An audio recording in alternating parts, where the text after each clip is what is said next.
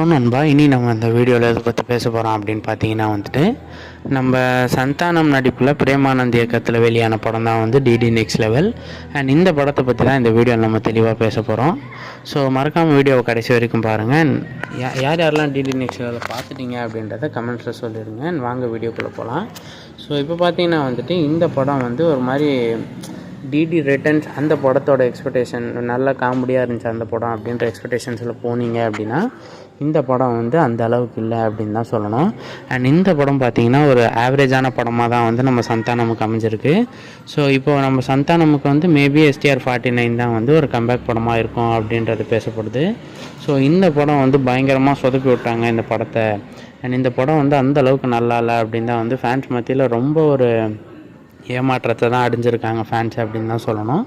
So அவங்க வந்து இப்போ பேசிக்கலாக பார்த்திங்கன்னா வந்து அவங்க ரொம்ப கதை மேலே ஃபோக்கஸ் பண்ணதுனால கதையும் சொதப்பிருச்சு.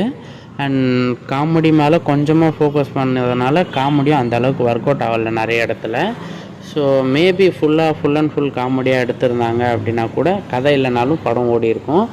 பட் கதையை ஃபோக்கஸ் பண்ணுறேன் அப்படின்ற பேரில் நிறைய லாஜிக் எரர் வச்சு கதை கூட நல்லா இல்லை, காமெடியும் சுத்தமாக ஒர்க் ஆகல. ஸோ இந்த படம் வந்து நம்ம சந்தானம் சாருக்கு ஒரு ஆவரேஜான படமாக அமைஞ்சிருச்சு.